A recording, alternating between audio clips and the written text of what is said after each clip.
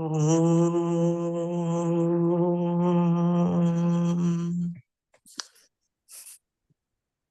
Om.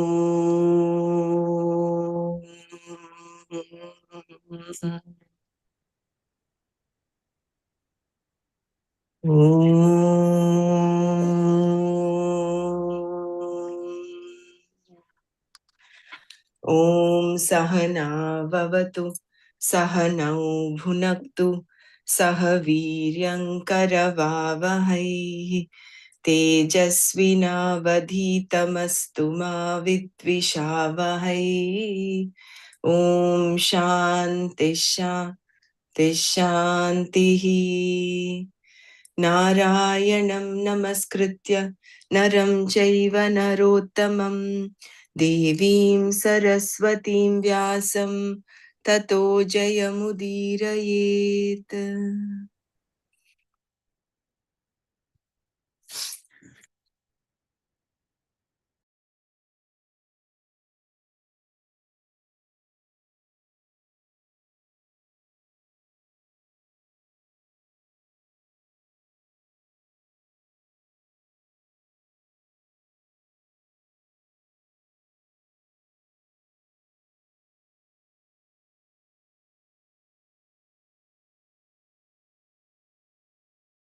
We were doing verse 14 yesterday.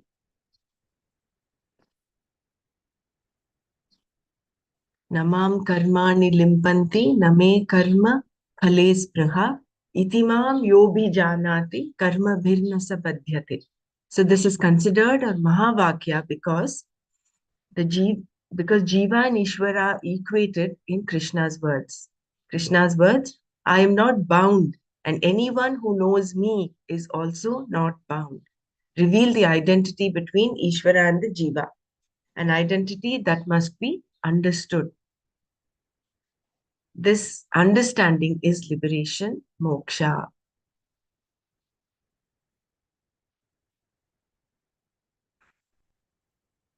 So, moksha is very simple. It's just the understanding that I am not the doer,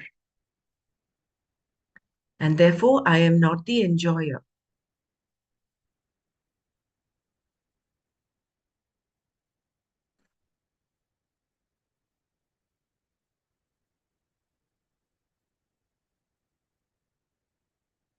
So we'll move on to the 15th verse. Evam jnat, and then in the next verse, Krishna again tells Arjuna how to gain this knowledge. Evam jnatva kritam karma purvairapi mumukshubhihi guru karmaiva tasmatvam purvaiv purvataram kritam. Evam, in this manner, jnatva, knowing, purvaihi mumukshubhihi, by seekers of ancient times, api, even, karma, action, kritam, was performed, tasmat, therefore, tvam, you, purvaihi, by those who came before, purvataram, in the ancient past, kritam, was done, karma, action, eva, indeed, kuru, do. So, evam jnatva purvaihi mumukshubhihi api karma kritam tasmat tvam purvaihi purvataram kritam karma eva kuru. Knowing me in this manner, even seekers of ancient times performed action. Therefore, indeed, perform action just as it is was done by those who came before in the ancient past. So because they were non-doership, they did not just simply sit. They did some action. So he's saying how to gain this knowledge is what this verse all about, right? So do action in this, knowing me in this manner, even seekers of ancient times performed action. Therefore, indeed, perform action just as it is was done by those who came before in the ancient past. Knowing Krishna, the Lord, in this manner, evam, refers back to what was said in the previous verse. Actions do not affect me. Namam karmani limpanti. There Krishna said he had no craving for the results of any action because Atma is Purna, complete, and therefore Asanga, free of all attachment. So Namam karmani limpanti and Name karma phale spriha. So I'm not craving for the result of action. Atma is free from all actions. It has no doership whatsoever. Atma's nature is pure consciousness, free from any kind of volition. Volition is always dependent upon the Atma, but Atma is independent of all volition, all doership.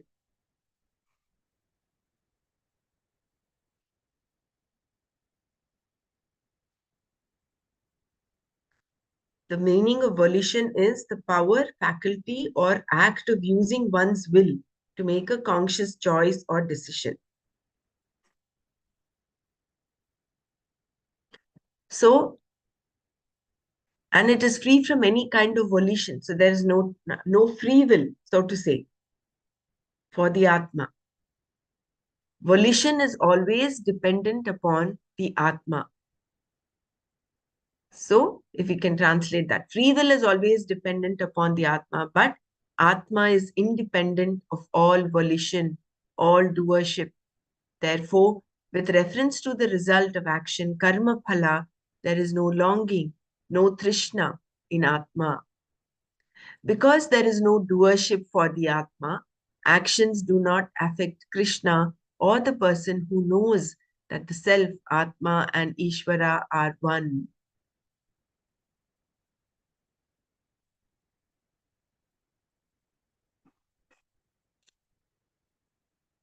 I'll repeat this paragraph again. Atma is free from all actions. It has no doership whatsoever.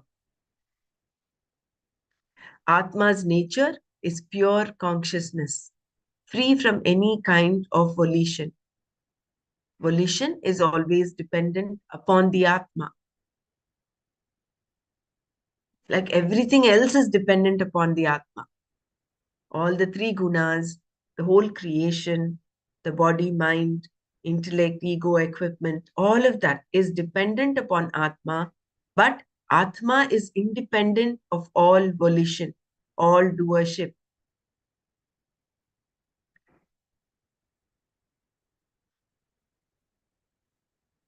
Therefore, with reference to the result of action, karma phala, there is no longing, no trishna in Atma. Because there is no doership for the Atma, actions do not affect Krishna or the person who knows that the self, Atma, and Ishvara are one.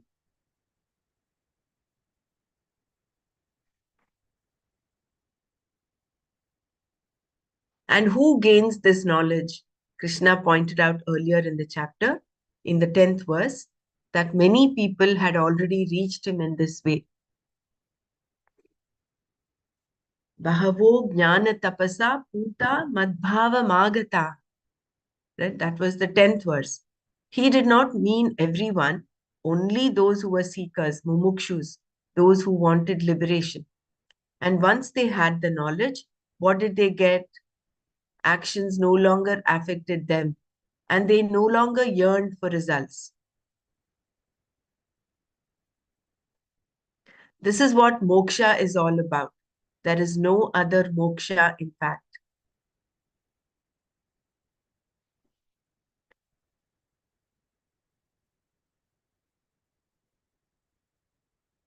So, repeating this paragraph, and who gains this knowledge? Krishna pointed out earlier in the chapter, in the 10th verse, that many people had already reached him in this way. He did not mean everyone, only those who were seekers, mumukshus, those who wanted liberation. And once they had the knowledge, what did they get? Actions no longer affected them, and they no longer yearned for results. This is what moksha is all about. There is no other moksha, in fact.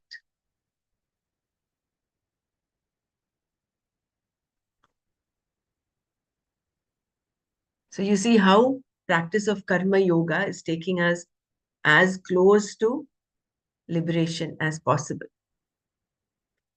Because actions don't affect the karma yogi. Irrespective of the result, he is in a state of equilibrium. No yo-yo going up and down.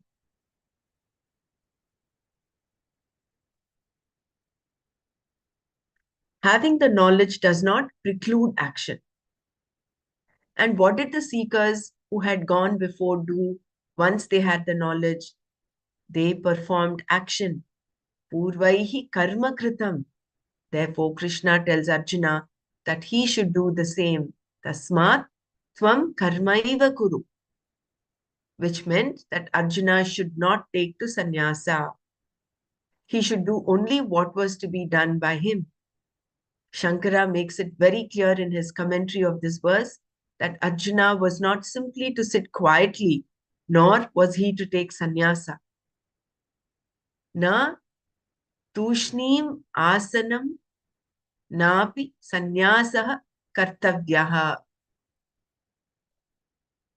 Na tushnim asanam napi sannyasah kartavyaha. He was to do the karma that was his to do, just as earlier seekers had done, even those who already had this knowledge.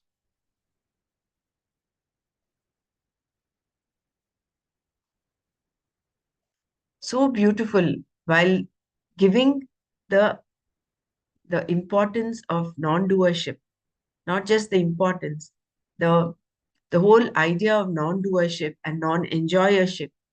Immediately, in order for it not to be misunderstood, like you do nothing, sitting nothing and doing nothing, because no one can sit quietly without doing anything. There is so much of activity happening all the time. So, what is the next one? Is do action. How, like Purvaihi karma kritam, like how they performed karma. And he should only do what was to be done by him. Like how the ancient people also did. They just didn't simply sit quiet, even though they had this knowledge. They continued to do what was to be done by them. So therefore, Shankara says, Na tushnim asanam napi sannyasam kartavyaha. Krishna is telling Arjuna that if he is a mumukshu, then he should perform action because previously those people who were mumukshus did karma and reached him. Arjuna should do what other seekers before him had done. Purvaihi purvataram kritam. Not what people in general had done. So he's giving him guidance. He's saying, this is what you should follow. The use of the word mumukshu is very relevant here. A mumukshu being a person who wants to gain liberation.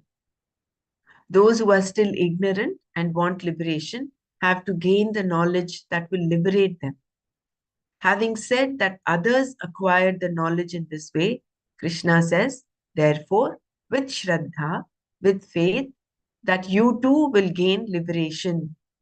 Please do karma and gain this knowledge. Shankara adds here that a mumukshu who is not yet a jnani and therefore not totally clear about this knowledge should perform action in order to cleanse the mind of all its raga dveshas.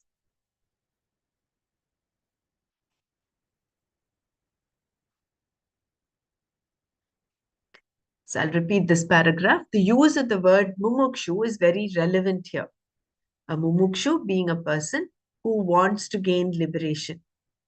Those who are still ignorant and want liberation have to gain the knowledge that will liberate them. Having said that others acquired the knowledge in this way, Krishna says, therefore, with Shraddha, with faith, that you too will gain liberation. Please do karma and gain this knowledge. Shankara adds here that a mumukshu who is not yet a jnani and therefore not totally clear about this knowledge should perform action in order to cleanse the mind of all its raga dveshas.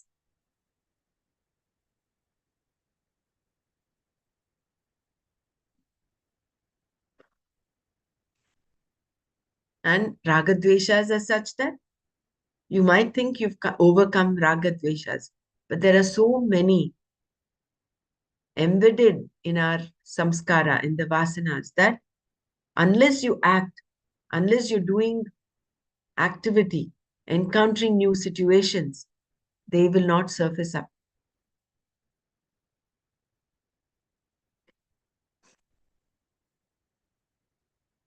And that is why Gurudev actually says, you must work with people who you do not go very well with. It's very easy to work with people that you go along with, that follow whatever, you're all in sync in the same thought wave. But it is only when you work with people that you seemingly don't like and you disagree. That is when there is an opportunity for you to cleanse yourself of ragadveshas. Otherwise, you're seeking same company. I like this. I don't like this. You're still rooted in ragadvesha. How long? How many lifetimes?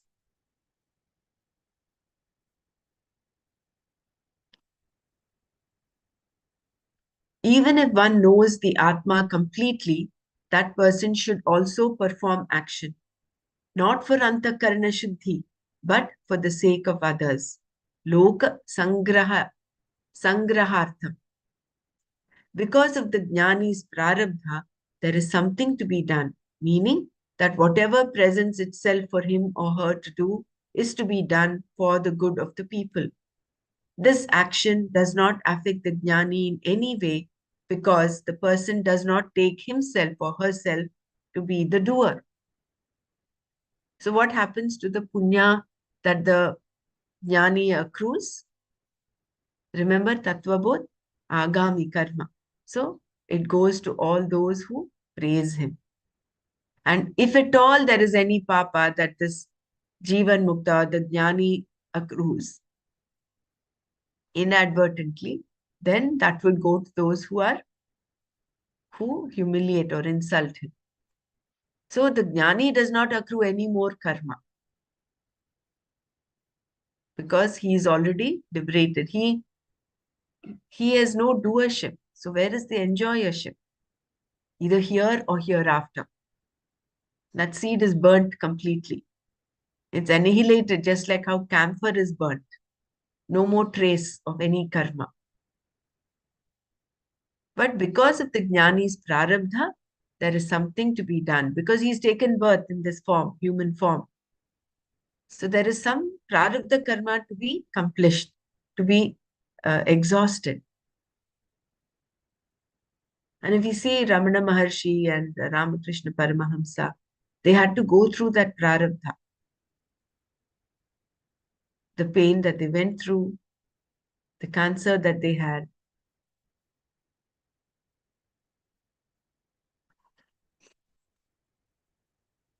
The word mumukshu can indicate either a seeker or one who is already liberated, jivan mukta. In either case, karma is to be done. Krishna says Arjuna himself could decide whether he was an ajnani or a jnani, but still he was to perform action. Either way, he would not lose anything by doing what was to be done. So that is the bottom line. What is to be done, you have to do. Because in the whole world, if you look at the creation, everything is so interdependent. And your role as a nut or a bolt or a piston or a homemaker or a doctor or an engineer, that has to be done.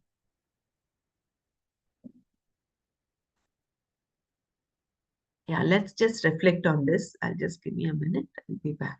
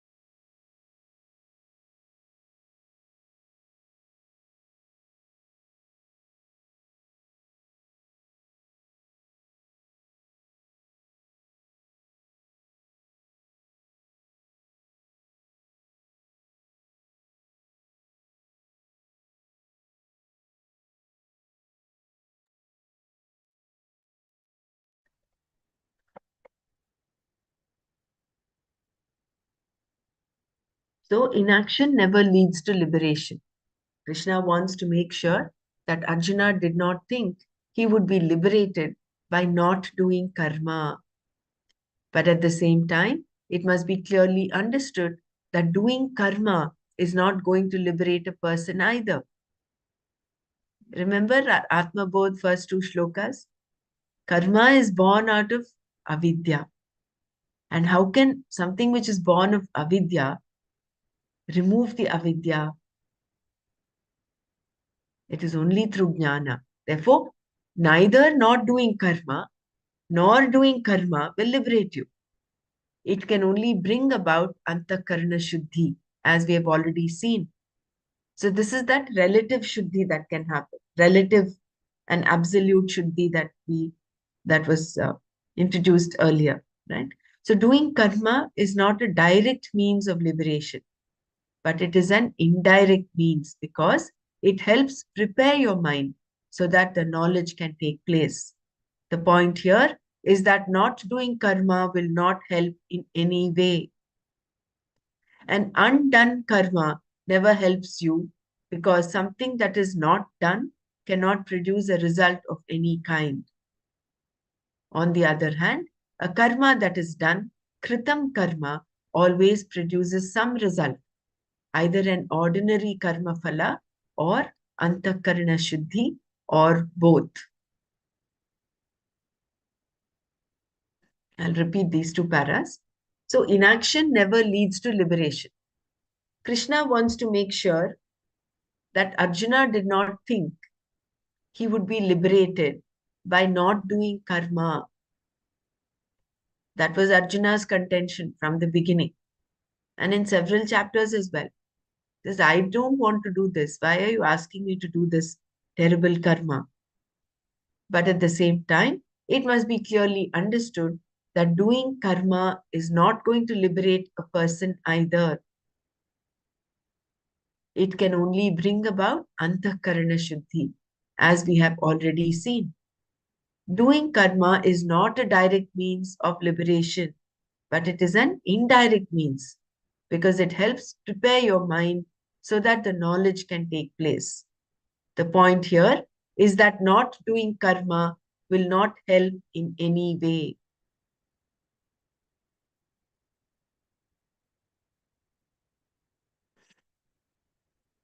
An undone karma never helps you because something that is not done cannot produce a result of any kind. On the other hand, a karma that is done, kritam karma, always produces some result, either an ordinary karma phala or antakarana shuddhi or both.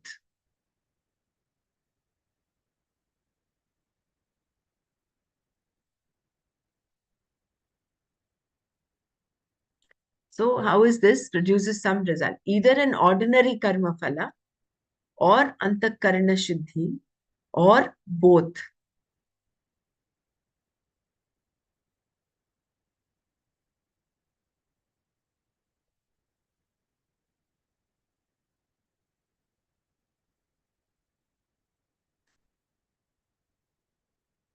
I do not quite get this thing of how an ordinary karma phala or antakarana shuddhi or both.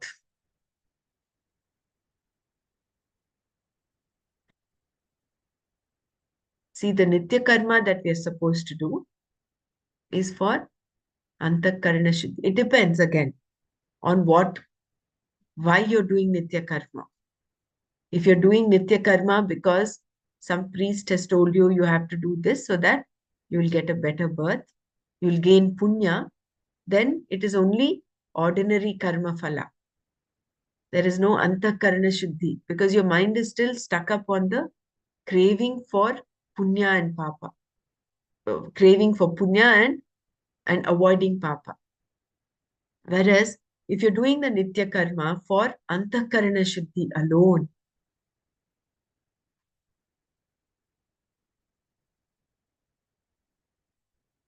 then that is what you would get. Or both. Maybe there are some actions, the results of which You have both the karma phala as well as antakarana shuddhi.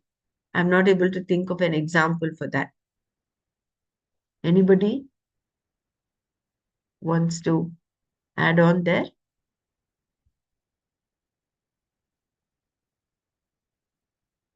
Where you get both antakarana shuddhi as well as the karma. See, karma phala is,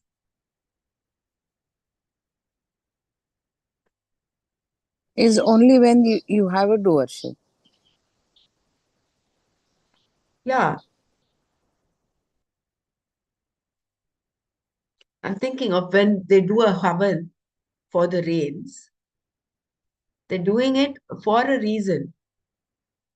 But the person who's doing it, um, if he's doing it, I think that Naishkarmya state, as we read further, we will understand it. When he's doing it not for his sake, but for lokasangrahartham, then you have both antakarana shuddhi as well as a karma phala. So there is rains that are coming, that come, and then this person, with respect from standpoint of this person, there is antakarana shuddhi because his intention is clear. It is not for his sake. It is not. I mean, that's what I understood this. But let's read further and see what it actually means. Where you have both antakarana shuddhi and karma phala.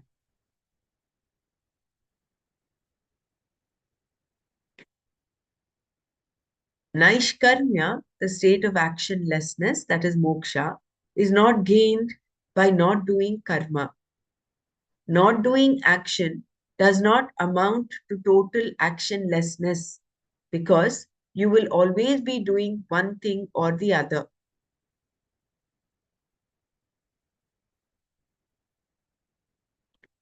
I repeat this. Naishkarmya, the state of actionlessness, that is moksha, is not gained by not doing karma. Not doing action does not amount to total actionlessness because you will always be doing one thing or the other. Non-doership is to be understood as the very nature, swarupa of oneself. Therefore, Krishna says to Arjuna here, all these karmas you see me doing do not affect me in any way. I am totally unaffected by all of them.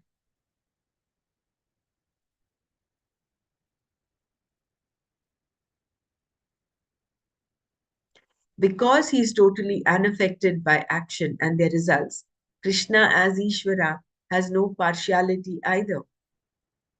If Krishna wanted certain results, that is, if he had phalaspriha, he would be doing one thing for that person and another for another, based on what he wanted from these people. There would also be those for whom he would do nothing because there was nothing to be gained from them. He would help only those people who, day after day, flatter him with the same words. Oh Bhagavan, you are so wonderful, so great, you are everything. And about the others, he would say, since they don't care for me, I'm not going to care for them. This would mean that Bhagavan also wants to be cared for and loved, and not just by one person, but by everyone. God does not have such problems because he has no longing for the result of any action. Name karma phale spruha. He does not get anything out of people loving him. He is completely detached from all of this. And so are you, just by knowing Ishvara. Hence, Krishna says, the one who knows me clearly, yahamam abhijanati, is also out of this karma and is not bound by it at all. By telling Arjuna that a number of people from ancient times onwards had achieved him by doing karma, Krishna is saying that Arjuna should also do karma. He did not want Arjuna to become confused, thinking that by not doing karma, he would gain moksha, actionlessness. Since there can be so much confusion around the concept of actionlessness, Krishna begins a new section here in which he explains the true meaning of action and inaction.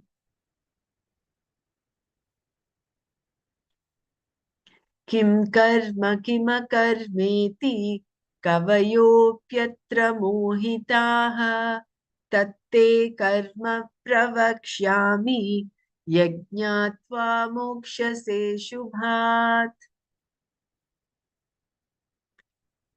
And another beautiful verse. We'll come to that afterwards. I'll just repeat this Naishkarmya again. So, Naishkarmya, the state of actionlessness, that is moksha, is not gained by not doing karma. Not doing action does not amount to total actionlessness because you will always be doing one thing or the other. So, the doing can happen at three levels, right? Kaika, Vachika, and Manasika. So, there is some action happening in any of these three realms at any time. So you cannot, not doing action does not amount to total actionlessness. It is only through jnana that you understand actionlessness. Non-doership is to be understood as the very nature, swarupa of oneself. So it's not just karma sannyasa, it's jnanena karma sannyasa. Therefore, Krishna says to Arjuna here, all these karmas you see me doing do not affect me in any way. I am totally unaffected by all of them. So, from Krishna's standpoint of view, he is Paramarthika Satya. Whereas Arjuna's standpoint of view, Krishna is Pratibhasika, is subjective reality. So he's seeing Krishna doing, he's seeing Krishna talking, he's seeing doing. So that's all. And what of Krishna he understands is a pratibhasika reality. How Meera understood Krishna is different from how her husband understood Krishna or saw Krishna. Same thing with Prahlada and Hiranyakashipu. They saw the same entity in diametrically opposite perceptions. For Prahlada, he was everything. He was there in everything, every aspect of creation. He could only see Narayana. Whereas Hiranyakashipu, he disliked him. So Krishna as Ishvara is Paramarthika according to his standpoint. Though he is doing action, he is not the doer. Because he is totally unaffected by action and their results, Krishna as Ishvara has no partiality either. So what partiality will he have? Because he does not do, number one, he does not have doership and he does not have the longing for the result. Karma phale spriha is not there. If Krishna wanted certain results, that is, if he had phala spriha, he would be doing one thing for one person and another for another, based on what he wanted from these people. But what is the question that is coming up here? When he says, Yada yada hi dharmasya glanir bhavati bharata abhyuthanam adharmasya tadatmanam srijamyaham.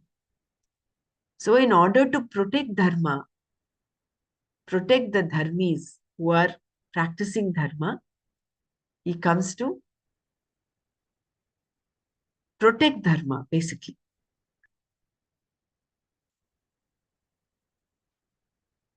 Paritranaya sadhuna vinashaya cha dushkrita dharma samsthapanarthaya sambhavami yuge yuge.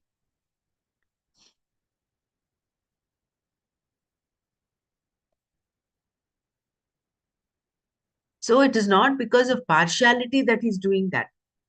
The only intention there is to protect dharma. So that is why avatars, whenever there was a need and there was this collective prayers of all the good people, the dharmis, avatara would manifest.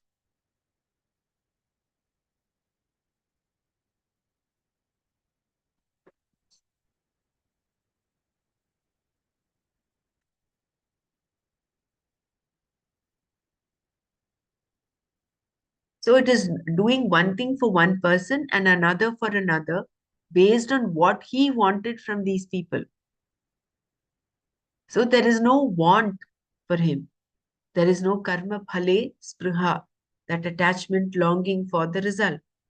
There would also be those for whom he would do nothing because there was nothing to be gained from them.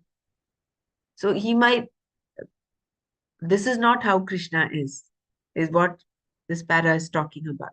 He would help only those people who day after day flatter him with the same words. Oh Bhagwan, you're so wonderful, so great, you are everything. And about the others, he would say, since they don't care for me, I'm not going to care for them. This would mean that Bhagwan also wants to be cared for and loved, and not just by one person, but by everyone. So, what is the verse that comes to our mind when Bhagwan does not deny anybody what they are seeking? They're all on his path. Mama Vartmanu Vartante. They're all on my path. They don't know. As they sow, so shall they reap. The adharmis are doing adharmic actions, and they will have to go through that the consequence of their actions. Why? Because the law is set forth. Once creation has happened, there is this law that takes care of these things. It is not that Krishna is partial. Ishvara is not partial. We only put our blueprints of what is happening to us now and what will happen to us in future. Therefore, he is free. He is impartial. Name karma phale spraha. God does not have such problems because he has no longing for the result of any action. Name karma phale spraha. He does not get anything out of people loving him. He is completely detached from all of this. And so are you, just by knowing Ishvara. Gurudev, that's why says, see, whether we do seva or not, doesn't matter to him. He is not affected. The seva that we are given an opportunity to do is for our own inner cleansing. It's for our sake. He just needs to he can close his eyes, just take an intention, and everything will happen. But the reason he's made teachers, the reason he's made all these opportunities for seva is for our own growth, our own evolution.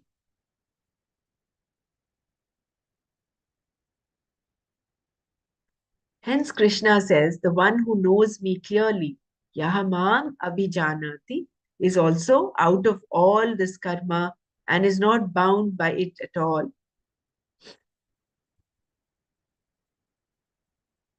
By telling Arjuna that a number of people from ancient times onwards had achieved him by doing karma, Krishna is saying that Arjuna should also do karma. See, he's giving so many examples for him to do karma. He did not want Arjuna to become confused, thinking that by not doing karma, he would gain moksha, actionlessness. Since there can be so much confusion around the concept of actionlessness, Krishna begins a new section here in which he explains the true meaning of action and inaction.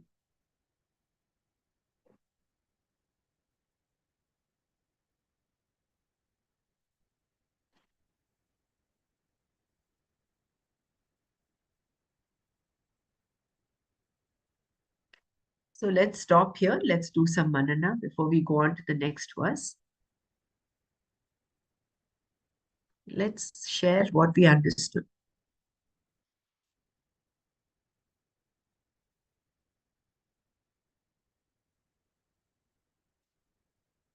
The previous verse was Namam karmani limpanti name karma phale spruha itimam yobi janati karma bhirna sabadhyate.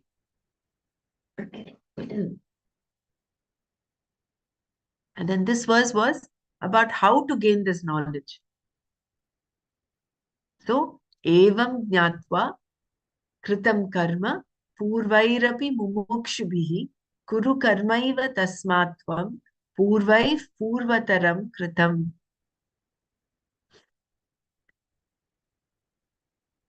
So, knowing me like this, knowing me clearly, do action, do what is to be done. Because by not doing, you are not going to gain moksha. And by doing karma also, you will not gain moksha. You do karma after having clearly understood who I am, what am I. Karma's origin was also explained here somewhere. Not? Karma's origin avidya. No? Avidya. Avidya. Hmm.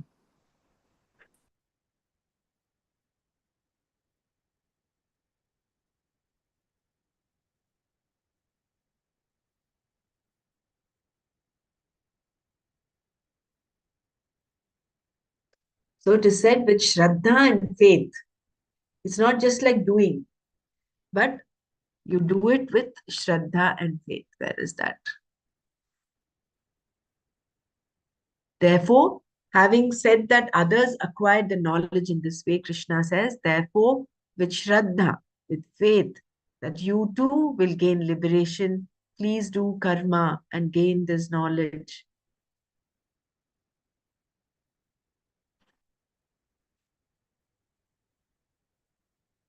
So, as having Shraddha is such an important thing.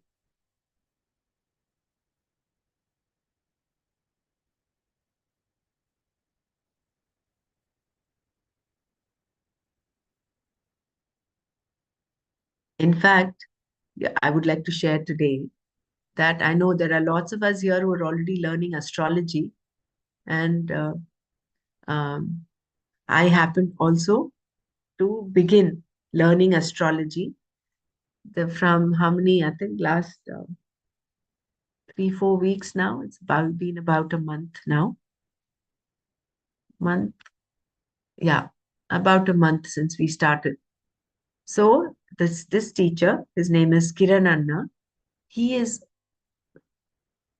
I mean, every teacher, whoever's learning under whom, may be amazing to them, but he is bringing up such a beautiful understanding of this whole concept, which I thought was important here with respect to Shraddha. He was talking about something called Panchagni. Panchagni is where is it explains is from the Shastra how from the Upanishads it explains how a human birth is got, how one achieves the human birth, one how a human birth, you know, how we get this human birth is it starts from Swarga, from the heavens. They do the um, the ahuti, the harvest that they do brings about. They put the faith Yeah, collect. Yeah. correct. So what is it that gives them the offering is faith. With let me just get my book 1 second. I want to tell you the right thing. Maybe Yeah. Mrinal, you can also share. Is it Yeah. that we are the ahutis for the cosmos? Yeah. They That's what's take the Shraddha of people uh, as ahuti, and from that the rain comes. From the rain, the food comes.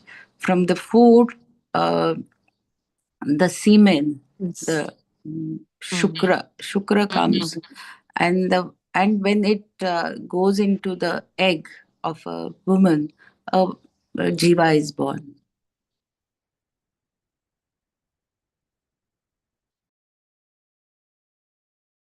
So it is the faith of everybody is very important for us to have this cycle of birth.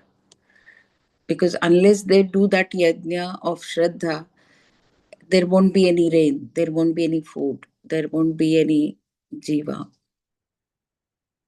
Yeah. Thank you, Mrinal, for sharing that. So, every yajna gives a result, and that result depends. So, it's basically a beautiful link. It's interdependent, the whole thing. And it's very cyclical. So, in the heaven, there is Svarga. That is Svarga. 1 second. It's called Panchagni Vidya. It is given in the Chandogya Upanishad. So, for a human being to take birth, there are 5 Agnis required. And what are these 5 Agnis? The first one is in heaven. Deities are offering faith as the Ahuti. And what comes out of it becomes important for the next yajna. So, what is the result that comes out of this Ahuti of faith? Is Soma. Soma is offered in the next yajna, and that becomes rain. Actually, there is a verse in the 3rd chapter that is almost similar to this. And then from Soma, when Soma is offered, it becomes rain. And this rain, when it's offered into the next yajna, it becomes food. And when this food reaches the Purusha, it becomes semen, the fluid of life. And this, as when it is offered into the woman's womb, that becomes a baby, that brings forth the baby. And then what happens? Where is this faith that the deities are offering coming? It is from the prayers of human beings. So the human being, once born, is supposed to complete this cycle by propitiating these deities. So remember the third shlok, our prayers bring forth the Shraddha of the deities. So it is said that when there are no rains, because man has lost faith, has lost Shraddha.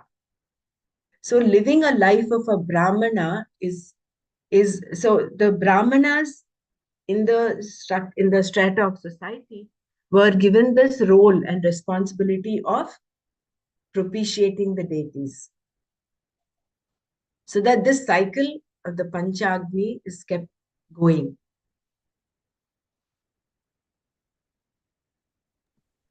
Can you explain that Panchagnis, 5 Agnis?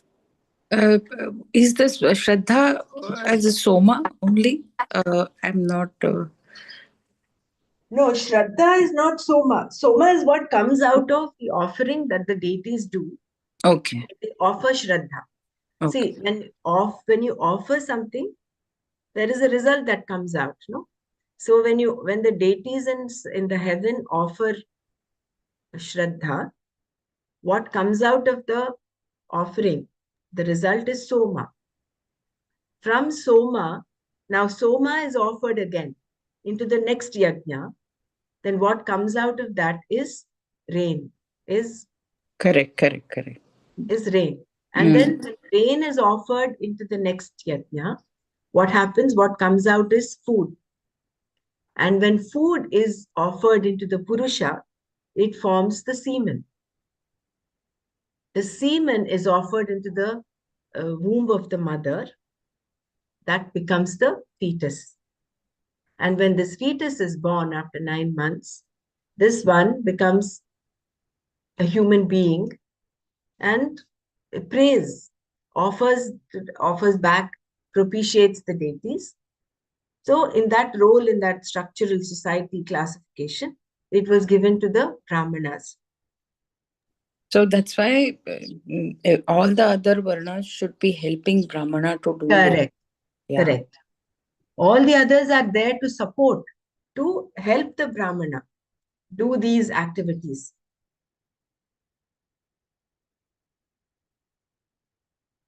So there's beautiful verse in Parjanya Danna Sambhavaha. Anna bhavanti bhutani pajjanyad anna sambhavah. I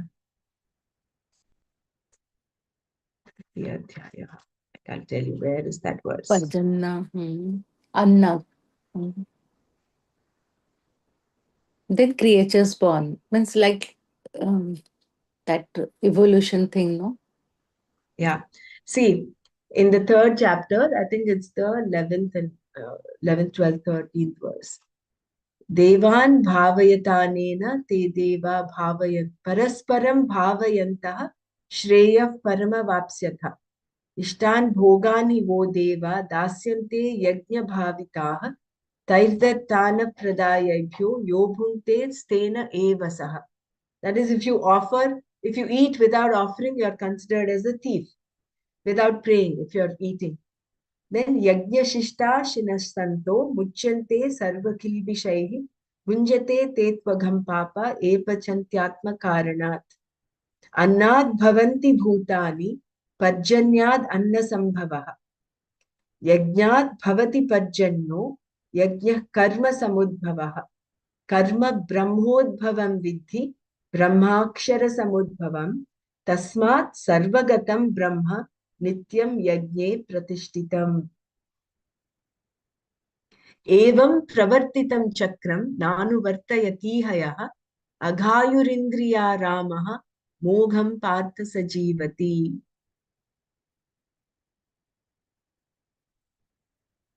So, the same thing, the same similar concept of Panchagni Vidya is given here, where Brahmakshara Samudbhavam, Karma Brahmodbhavam Vidya. Here they said from Brahma comes karma. But here it was like, stepwise. The reason why I shared this is because of this Shraddha. I think we will stop here. So, Here, which Panchagnis, five Agnis is related? Panchagni, first one is Shraddha, then Soma, then rain, Parjanya. Parjanya is rain, and then food, Anna, and then semen, which is, I don't know the Sanskrit term for that. And then is the the fetus that is formed. And then from here, the prayers, propitiating the prayers. As yajna, we have to be, that is why it is interdependent. So this becomes the 5 yajnas. No, the 5 yajnas by which the human is born. So it ends with this human, but how does this become cyclical? Is from the prayers of the human being.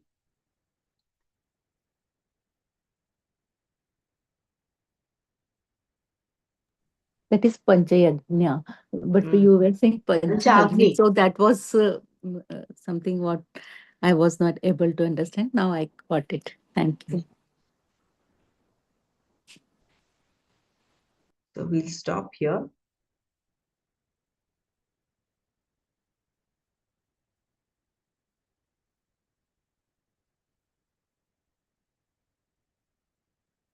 See, the Pancha Agni Vidya, it's called knowledge of the 5 fires, is a profound Upanishadic meditation found in Chandogya and Brihadaranyaka that explains the cycle of birth, death, and rebirth.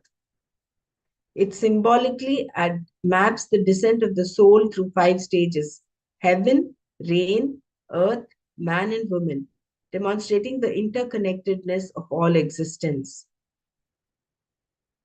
So, heaven, Dyuloka, the first fire where offerings produce the moon. Then rain, the moon is offered into this fire, producing rain. Soma is the moon. And then earth, rain is offered into this fire, creating food. Then man, food is consumed by man and offered as seed. Women, Yosha, the seed is offered into this final fire, resulting in a new human being.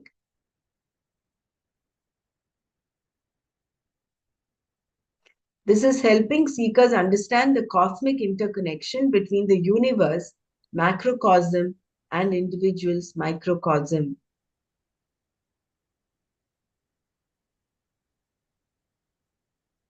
Now, one thought is coming to my mind. In Sanyam 2 also we meditate on Soma, that word. No? So now that another is means that is something happening in my mind. Why that Soma is said? Gurudev said, no, you that Sanyam 2. Mm.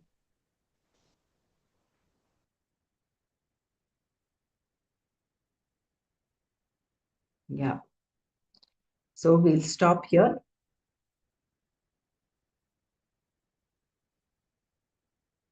So symbolism is it represents the transformation of the soul which moves from one state to another until it is ready for rebirth. Those who understand this according to the teachings can potentially attain higher states of liberation, krama mukti, rather than repeating the cycle.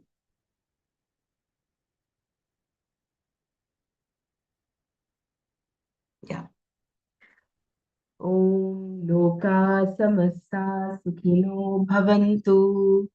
Om Shanti Shanti Shanti. Om Tat Sat Shri Krishnarpanamastu. Jai Gurudev.